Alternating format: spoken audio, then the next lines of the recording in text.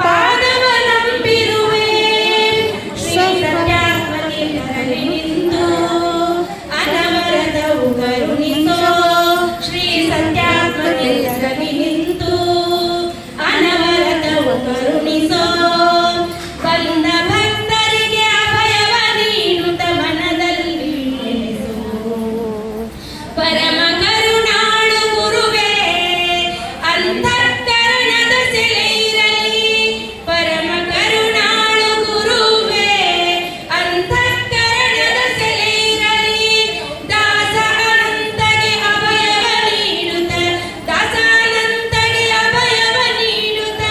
ದಾಸ ಅನಂತಗೆ ಅಭಯವ ನೀಡುತ್ತ ಸದ್ಭಕ್ತರನ್ನು ಸಲಹೋ ಗುರುವೇ ಸತ್ಯ ಪ್ರಮೋದ ಗುರುವೇ